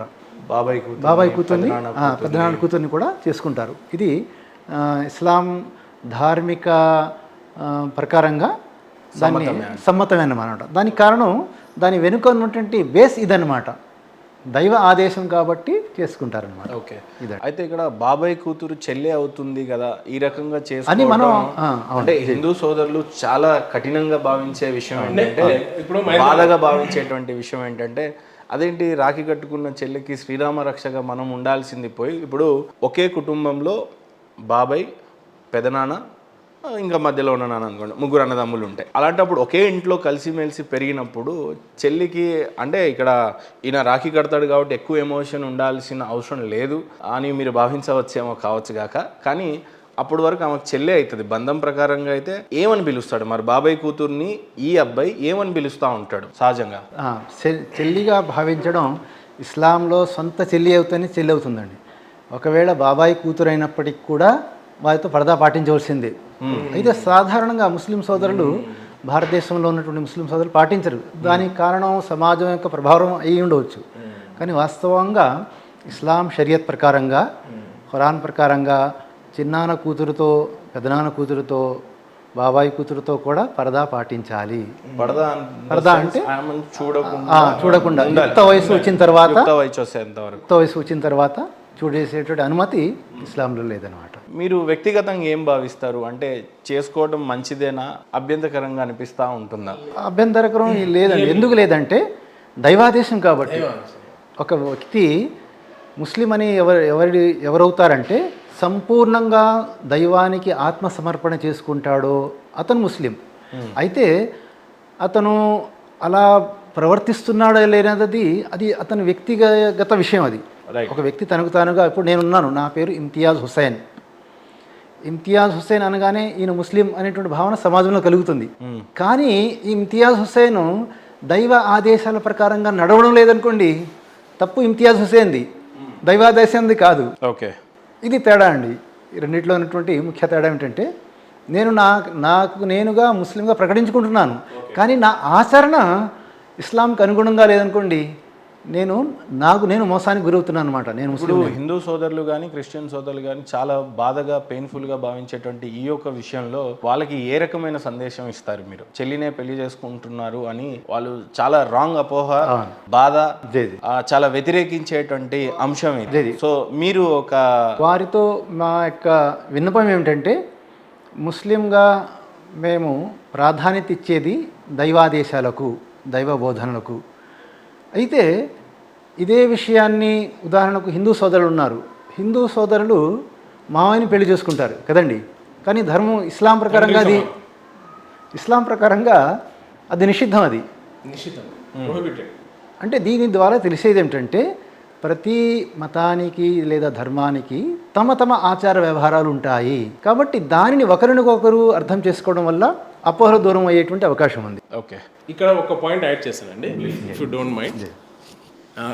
ఇక్కడ పాయింట్ ఏమంటే, దేవుడు బేసిక్గా ఎవరిని పెళ్ళి చేసుకోకూడదని చెప్పారో, సేమ్ బ్లడ్ రిలేషన్స్ ఉంటే హెల్త్ ఇష్యూస్ వస్తాయి. సెకండ్, గురుగారు అన్నట్టు ఫస్ట్ ఇస్లాంలో ప్రిఫర్ చేసేది ఉమ్మడి కుటుంబం కాదు. అన్నదమ్ములు పెళ్ళి అయిపోయిన తర్వాత వాళ్ళు సపరేట్గా ఉండడం ప్రిఫర్డ్, కంపల్సరీ కాదు, ప్రిఫర్డ్. మేము ప్రిఫర్ చేస్తాం అట్లా. ఎందుకంటే ఒకే చోటు ఉండి ఆమె ఇది చేయలేదు, నువ్వు ఇది చేసావు, అత్త మామల గొడవలు అట్లా కాకుండా సపరేట్ ఉంటే వీళ్ళు కూడా కొంచెం సేవ చేస్తారు, వాళ్ళు సేవ చేస్తారు. నెక్స్ట్ ఏమంటే హెల్త్ పాయింట్ ఆఫ్ వ్యూలో బాబాయ్ కూతుర్ని చేసుకోవడం వల్ల మనకు హెల్త్ ఇష్యూస్ ఏమి రావడు. నువ్వు చెల్లెని చేసుకుంటే వికలాంగులుగా నీ వచ్చే అంటే సేమ్ షుగర్ ఉన్నా బీపీ ఉన్నా అట్లా కాదు, అంటే అంటే జీన్స్ పరమైనటువంటి వచ్చేటువంటి రోగాల గురించి జీన్స్ పరంగా కాదు, వాళ్ళకు వికలాంగులుగా పుట్టే అవకాశం చాలా ఎక్కువ ఉంది. ఒకవేళ ఎవడైనా సొంత చెల్లిని పెళ్లి చేసుకుంటే వికలాంగులుగా పుట్టే chances there is a high probability of chances. కారణం ఎందుకంటే సేమ్ బ్లడ్ కాబట్టి. ఇప్పుడు తమ్ముడు బాబాయ్ అయినా కూడా ఒకే తాత నుంచి వస్తాడు కాబట్టి సేమ్ బ్లడ్ కదా. తాత కాదు అంటే ఇక్కడ మదర్ కూడా ఇప్పుడు అన్నదమ్ములు అంటే వాళ్ళ తండ్రి ఒకటే, బ్లడ్ ఏం మారదు అక్కడ, ఛాన్సే లేదు. లేదు డిఫరెన్స్ ఉంది. ఎందుకంటే మదర్ సేమ్ కదా. ఇక్కడ మదర్ సొంత చెల్లిలో మదర్ సేమ్ XY అండి. ఎక్కడ చేసుకున్నా మహేందర్ గారు వీళ్ళిద్దరు అన్నదమ్ములు కాబట్టి మీరు బయట నుంచి ఏ దూరం, వేరే దేశం, వేరే రాష్ట్రం, వేరే దగ్గర నుంచి చేసుకున్నా కూడా ఆడ వ్యక్తి అనేది బయట నుంచి వస్తుంది, అప్పుడు ఆమెది వేరే ఇది అవుతుంది. కానీ ఇక్కడున్న ఇద్దరు అన్నదమ్ములు మాత్రం సేమే కదా, బాబాయ్ పెదనాన్న. అన్నదమ్ములైనా అన్న వేరే అమ్మాయిని పెళ్లి చేసుకున్నాడు అంటే ఇక్కడ అన్న తమ్ముడు కూతురు పెళ్లి చేసుకోవడం లేదు, మళ్ళీ ఈడు కొడుకు వాళ్ళ కూతుర్ని చేయాలంటే ఫస్ట్ పాయింట్ ఏంది, పరదా ఉండాలా. పుట్టినప్పటి నుంచే వీళ్ళు మీరు ఇందాక అన్నారు చూడండి, ఒకే ఇంట్లో ఉంటే అన్నాలు పిలుచుకోకుండా లేదంటే ఆడుకోకుండా. సహజంగా పరద లేకపోయినా పరద ఉన్నప్పుడు కానీ ఉన్నప్పుడు ఏమని సంబోధిస్తారు, అన్న అని సంబోధిస్తుందా, పరద ఉన్నా లేకపోయినా ఏ రిలేషన్ తో ఆ ఆడపిల్ల ఆ అన్నయ్యని పిలుస్తుంది, ఏ బంధం పెడతారు? ఇప్పుడు ఫర్ ఎగ్జాంపుల్ బయట వాళ్ళని ఎట్లా పిలుస్తారో అట్లే పిలుస్తారు. ఏమని పిలుస్తుంది? ఇప్పుడు బయట వాళ్ళని ఫర్ ఎగ్జాంపుల్ అన్న అని పిలుస్తారు అనుకోండి, ఓకే. ఇప్పుడు బయట వాళ్ళని అన్న అని పిలుస్తారు అనుకో, ఆడ అన్న అయిపోడు కదా, సొంత అన్న అయితే కాదు. దెర్ ఈస్ అ పాసిబిలిటీ వాళ్ళిద్దరికి పెళ్లి కావచ్చు కదా. నువ్వు ఫస్ట్ బయట అన్న అన్నావు, ఇప్పుడు ఎట్లా పెళ్లి చేసుకుంటావు? ఇది చాలా అయితే యాక్చువల్గా ఫ్యామిలీస్లో ఏమైతే అంటే పెద్దలు అనుకొని ఫిక్స్ చేస్తారనుకోండి, వీళ్ళు చిన్నప్పటి నుంచి అన్న చెల్లెని అనుకుంటారు అనుకో for example. With your all IQ and conscious you are telling is correct. Yes, no, because it is mentioned it is mentioned in Holy Quran. When it has see, the yastic is what you have to do is here. What you have to take a note of this, even Quran, even if it has single contradiction, then entire Muslim ummah will spoil. Okay. There is no single contradiction, there is no single error in Holy Quran. Okay. See, 1400 years ago Quran అవతరించింది కదా, ఈ రోజు వరకు ఒక్క అక్షరం కూడా change కాలేదు, not even single. మీరు చైనాలో తీసుకోండి ఖురాన్, 3 సార్లు అడుగుతాను ఇదే ప్రశ్న. హోలీ ఖురాన్ లో ఒక్క వర్డ్ చేంజ్ అవ్వలేదు. మార్పిడి జరుగుతున్నప్పుడు, ట్రాన్స్లేషన్ జరుగుతున్నప్పుడు కూడా. ట్రాన్స్లేషన్ అంటే ఇంకా ట్రాన్స్లేషన్ చేసే ఇప్పుడు బైబుల్ 2000 వర్జన్స్ ఉన్నాయండి, 2000 వర్షన్స్ ఉన్నాయి బైబుల్. సో ఒరిజినల్ యాక్చువల్గా అక్కడ ప్రాబ్లం ఏమంటే ఒరిజినల్ లేదు అక్కడ. Say the gospel of Jesus is not there, gospel of means Luke is there, Matthew is there, అవన్నీ ఉన్నాయి. మా యూట్యూబ్ ఛానలే లేదండి first of all, I'm telling you. Only for this thing for ఒక safe that వే.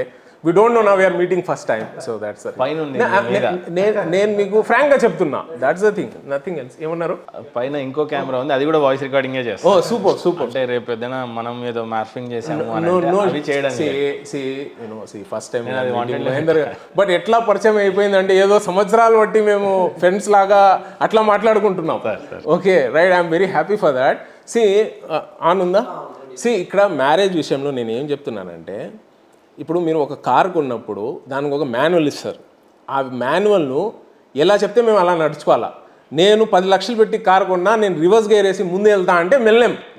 దేవుడు ఏం చేశాడంటే, ఇప్పుడు మీకు తెలుసా ఆదము ఫస్ట్ పర్సన్, ఆ నుంచి ఎట్లా వచ్చిందండి మొత్తం అంతా జనాభా ఎట్లా వచ్చింది? కొడుకు, దాని తర్వాత కూతురు, దాని తర్వాత కొడుకు, దాని తర్వాత కూతురు. సో 4th కొడుకు, 2nd కొడుకు, మ్యారేజ్. ఇట్లా అయితే ఇదే విధంగా ఇది వచ్చింది. ఇప్పుడు దేవుడు ఖురాన్లో ఏమంటున్నారంటే, ఇప్పుడు నేను ఒక ప్రశ్న అడుగుతాను సార్. సృష్టి ఆరంభం ఆదాం నుండి జరిగింది. ఆదాం యొక్క పక్కటెముటని తీసి హవ్వాని తయారు చేశారు అని చెప్తారు. ఇప్పుడు ఆదాం సంతతి 2 కుమారులు, ఆ తర్వాత కూతురు ఎలా వచ్చింది? ఒకసారి మన ఆదాం యొక్క ఫ్యామిలీ ట్రీని ఎక్స్ప్లెయిన్ చేయండి సార్ ప్లీజ్. ముఖ్యంగా దివ్య ఖురాన్లో మానవాళికి అవసరమైనటువంటి విషయాలను మాత్రమే చర్చించాడు. ఉదాహరణకు ఆదం కుమారుల వల్ల ఎలాగా పొరపాటు జరిగింది అది వివరించాడు. 2 కుమారులు అంటే దీనివల్ల ఆదంకి కేవలం 2 కుమారులేనా? కాదు, ఆదంకి మిగతా వారి యొక్క సంతానం పెరిగింది. ఒకవేళ 2 కుమారులు అయినట్లు సంతానం పెరిగే అవకాశమే లేదు కదండి. మానవాళి వైఫ్ అండ్ హస్బెండ్ ఉన్నారు సార్. అవును. ఇప్పుడు ఖురాన్ ఏమని చెప్తుంది?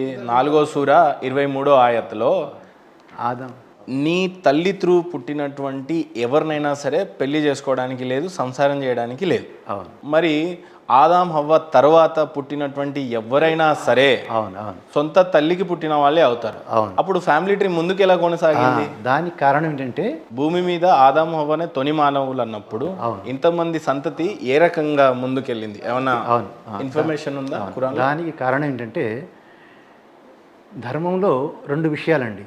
ఒకటి విశ్వాసాలు, రెండోది ఆచరణలు. ఆచరణలు సమయానుకూలంగా మార్పు చెందించాడు దైవుడు, కానీ విశ్వాసాలు మాత్రం మారలేదు. ప్రిన్సిపల్స్, మౌలిక విశ్వాసాలు ఏవైతే ఉన్నాయో ఆరంభం నుండి కూడా ఒకటే ఉన్నాయి. కానీ ఆచరణలు కాలానుగుణంగా మార్పు చేర్పులు చేస్తూ వచ్చాయి.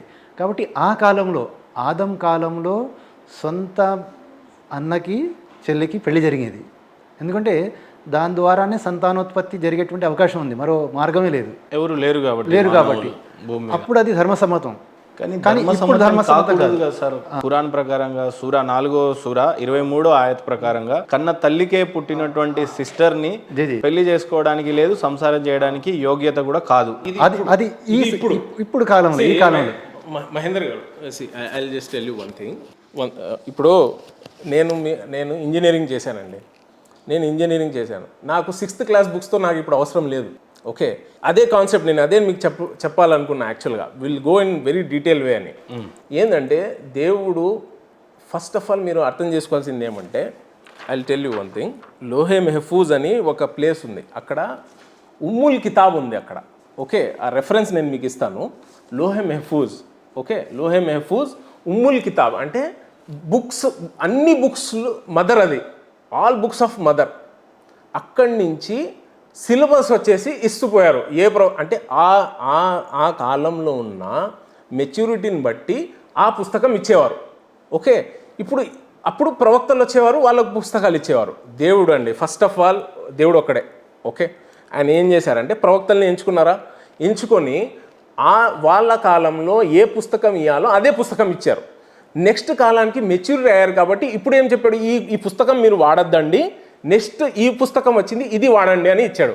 ఇప్పుడు తౌరాత్, జబూర్ డేవిడ్కి ఇచ్చింది, దావూద్కి ఇచ్చింది జబూర్.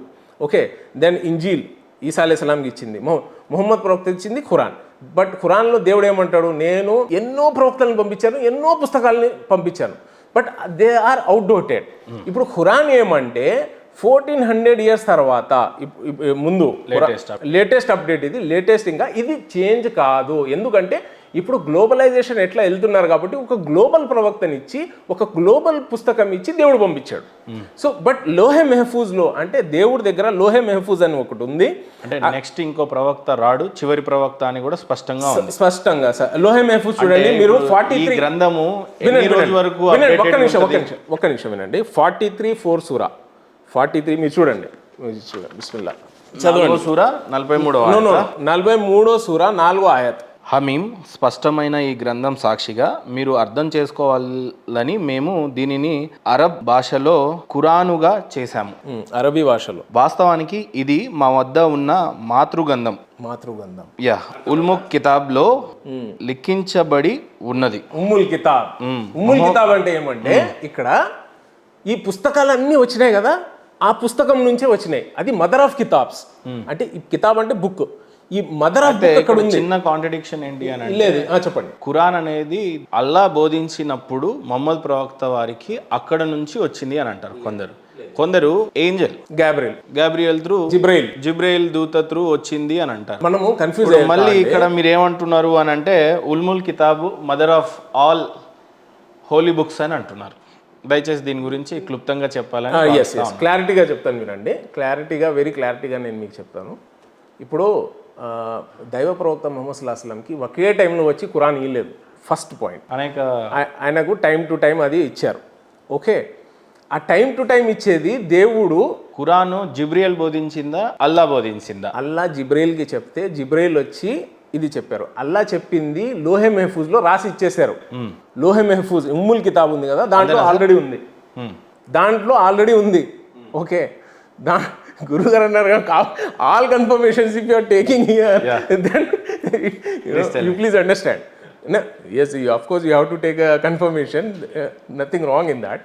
సో నేనేమంటున్నా అంటే, లక్కీగా ఎలాగో గురుగారు మీ పక్కనే ఉన్నారు కాబట్టి ఇంకో మీరు మైక్ ఇస్తే మేము ఇద్దరం మాట్లాడదాం. ఇంకో like if you have you please. తప్పకుండా మనం ఈ ప్రశ్న తర్వాత మీరు నమాజ్కి వెళ్ళాలి కాబట్టి ఒక చిన్న ప్రశ్న, గురుగారు పక్కనే ఉన్నారు కాబట్టి మీతో ఈ ప్రశ్న అడిగిస్తే గ్యాప్ తీసుకుందాం మనం. ఓకే రైట్, ఫయాజ్ ఖాన్ గారు, నా నెక్స్ట్ ప్రశ్న ఏంటంటే, మీరు కలిమా చదవాలి.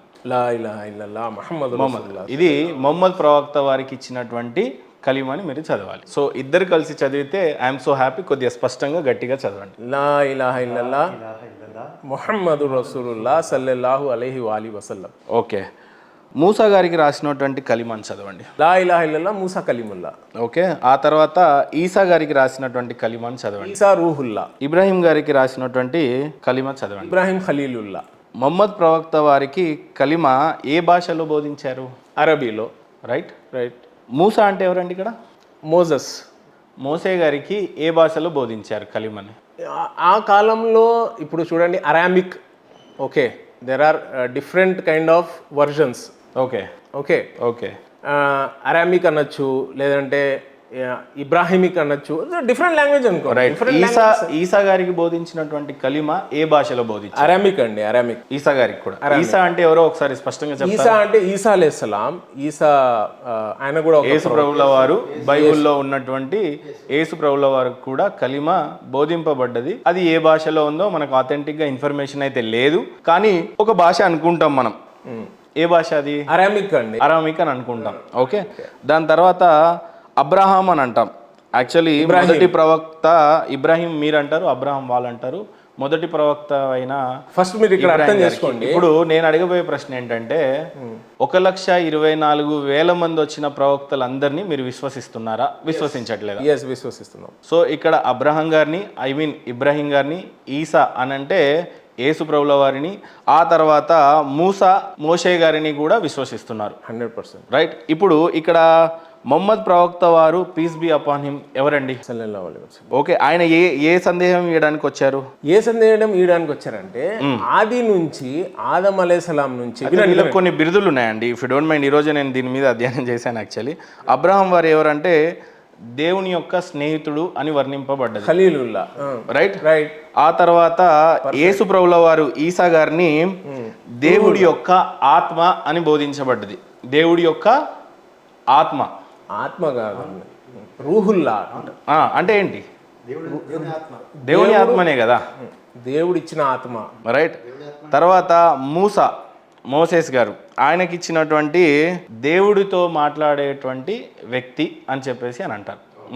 చాలాసార్లు కలీముల్లా అంటారు. ఇప్పుడు మొహమ్మద్ ప్రవక్త వారు రసూలుల్లా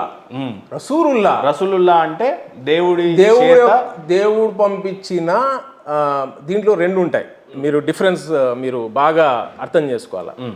ప్రవక్తల్లో బుక్ ఎవరికి ఇస్తారో వాళ్ళు రసూల్ అవుతారు. ఇప్పుడు మీరు అడిగబోయే ప్రశ్న, నేను అడగబోయే ప్రశ్న, మీరు వచ్చినటువంటి ఉద్దేశం ఇక్కడికే వచ్చి ఆగింది. నేను అడుగుతాను నెక్స్ట్.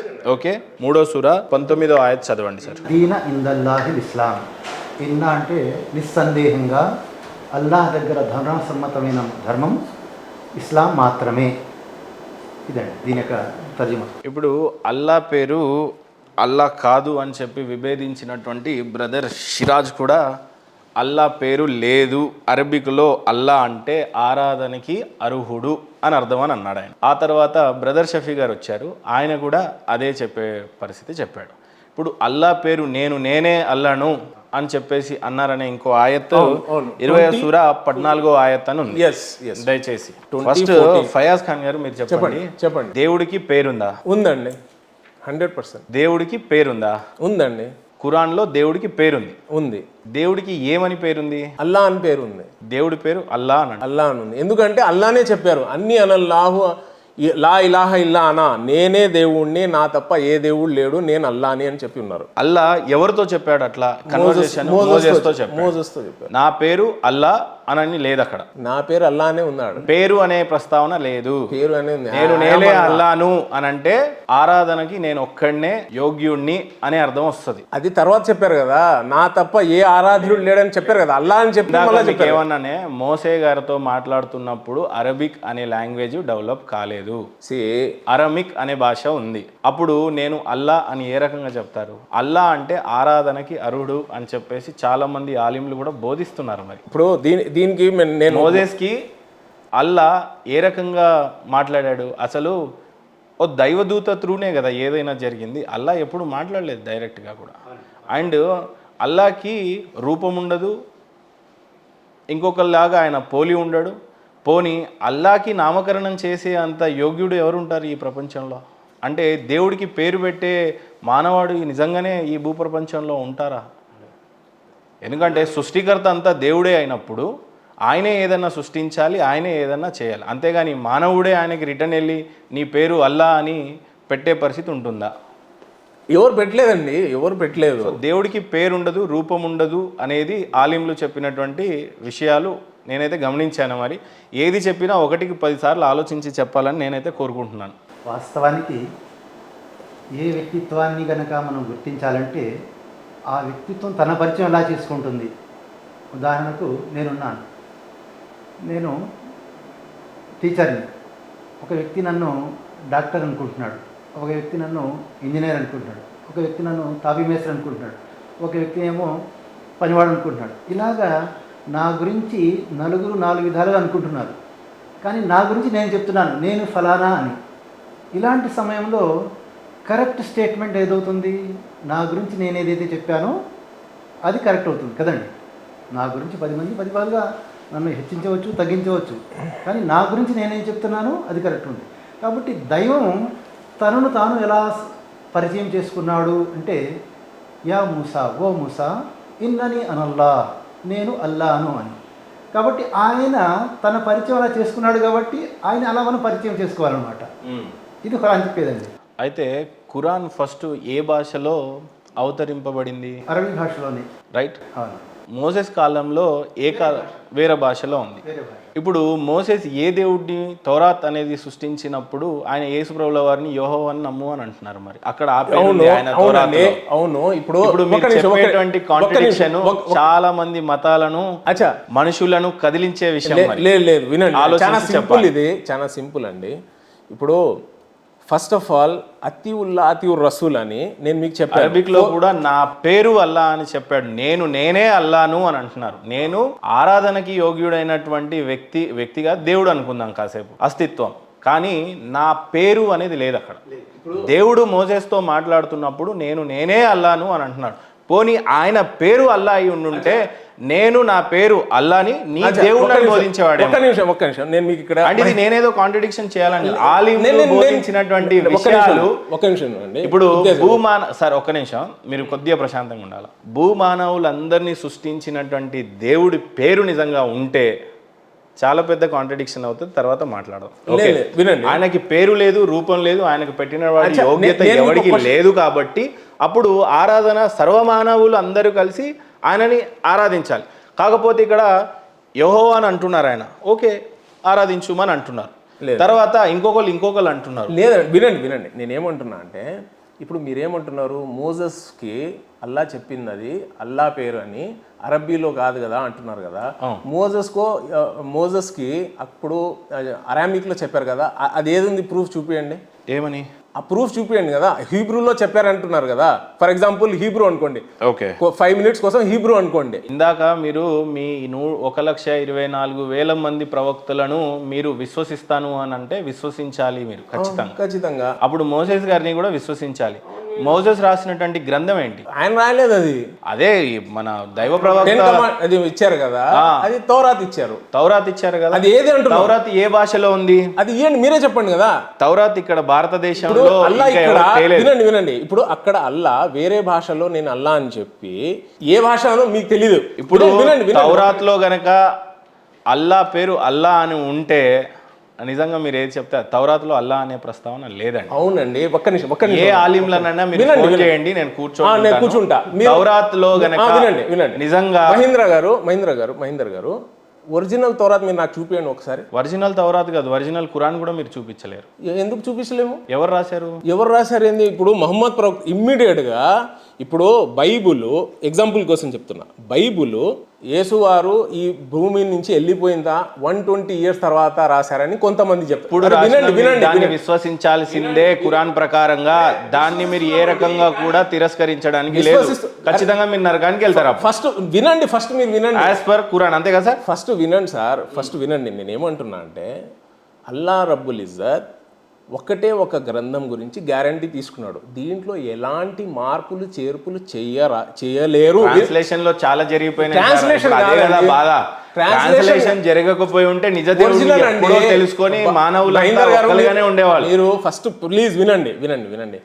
ఒక మంచి వ్యక్తి వినే ఇది ఉండాలా. నేనేమంటున్నా, మీరు వినండి, ఓపికతో వినండి. ఫస్ట్ నా పాయింట్ కంప్లీట్ చేయండి. వాట్ ఐఎమ్ సేయింగ్ ఇస్ కే ఖురాన్ను ఇది మార్పు చేర్పులు ఒరిజినల్ టెక్స్ట్ మొహమ్మద్ ప్రవక్త గారు ఎవరి దగ్గర లేదు సార్. ఉంది అండి, ఎందుకు లేదు? ఏం మాట్లాడుతున్నారు? ఒరిజినల్ ఖురాన్ ఎక్కడుందో చెప్పండి, మనం ఇద్దరం వెళ్దాం. ఒరిజినల్ ఖురాన్ డొనేషన్స్ నేను స్వీకరిస్తాను, మీరు నాతో పాటు రావాలి. ఫయాజ్ ఖాన్ గారు అస్సాఫే సుఫా అని ఒక మదీనాలో ప్లేస్ ఉంది. అక్కడ అన్ని పనులు వదిలేసి కొంతమందిని మొహమ్మద్ ప్రవక్త గారు అక్కడ కూర్చోబెట్టి అస్సాఫే సుఫా అంటారు వాళ్ళని. ఎప్పుడైతే వినండి ఫోన్ చేయండి, ఒరిజినల్ ఖురాన్ ఎక్కడుందో కనుక్కోండి. చాలా స్పష్టంగా మహేంద్ర గారు, ఫస్ట్ లెట్ మీ కంప్లీట్. నేను ఏమంటున్నా, దైవ ప్రవక్తకి ఎప్పుడు ఒక విషయం నాకు సూటిగా చెప్పండి, అవన్నీ ఎందుకు? ఒరిజినల్ ఖురాన్ ఉందండి. ఎక్కడుంది? నేను చెప్పేది ఇదే కదా, ఇది ఒరిజినల్ ఖురాన్. నేను కూడా బిలీవ్ చేస్తున్నా. మీరేమంటున్నారు? మీరు వినారండి చెప్పినటువంటి యాక్చువల్ గా చెప్పినటువంటి గ్రంథము మొహమ్మద్ ప్రవక్త వారికి, ఆ గ్రంథం ఎక్కడుందా అంటున్నా. Not at all acceptable. నేను మీకు మళ్ళీ ఒరిజినల్ ఖురాన్ ఎక్కడుందా? మీరు వినండి, మీరు వింటే కదా. నేను ఏమంటున్నా, మొహమ్మద్ ప్రవక్త గారికి అస్సలు చదువు రాదు. ప్రశ్న అది కాదు సార్. ఆ సమాధానం చెప్పండి. ఒరిజినల్ ఖురాన్ ఎక్కడ ఉంది అంటున్నా నేను మిమ్మల్ని. ఇదే అండి ఒరిజినల్. ఒక్క చుక్క కూడా డిఫరెన్సెస్ లేని ఖురాన్ ఇదే. ఇప్పుడు నా దగ్గర ఒక ఖురాన్ ఉంది, నాతో మీరు ఛాలెంజ్ స్వీకరించాలి ఇది. ఎందుకంటే ఇస్లాంని సమతమైన ధర్మం అని నేనే భావిస్తున్నాను. మీరు నాకు కొత్తగా బోధించాల్సిన అవసరమేం లేదు. ఇది ఒరిజినల్ ఖురాన్ అని నేనే భావిస్తున్నా. కాకపోతే నా చేతిలో ఉన్న ఈ 2 ఖురాన్లు ఈరోజు నేను తీసుకురావడానికి గల కారణం కూడా, అందులో ఉన్న వర్స్ ఇందులో ఉన్న వర్స్ సేమ్ మ్యాచ్ చేసి చూపించగలరు. ఇవి 2 తెలుగే. ట్రాన్స్లేషన్ అండి, అది అరబీలో డిఫరెన్స్ చూపించండి మీరు. ఇది 2 తెలుగు ఎందుకు ఇన్ని రకాలుగా మార్చబడ్డది? ఇదేమన్నా డ్రామానా? ఇది దైవ గ్రంథం అన్నప్పుడు ఇన్ని రకాల ట్రాన్స్లేషన్ చేయండి. మీ ఇష్టం, మీరు రాస్తారు. ఇంకో ఆలిం వస్తాడు, ఆయన ఇష్టం అనేటువంటి గ్రంథం రాస్తాడు. వినండి, ఇది అంతా డ్రామా కదా. ట్రాన్స్లేషన్ మీరు ఒరిజినల్గా ఒప్పుకోవాలా. ఇస్లాంలో జరిగినటువంటి కొన్ని అనేకమైన విద్వాంసాలు, తప్పులు, బాధలు రాసినటువంటి వాళ్ళ తప్పు, మీ తప్పేం కాదు, నా తప్పు లేదు. మీరు ఎక్కువ పెద్ద వాక్యాలు యూజ్ చేస్తున్నారు. దయచేసి మీరు సూరా 33:57 చదవండి. దాంట్లో అల్లా తాలా మీకు వార్నింగ్ ఇచ్చి ఉన్నాడు.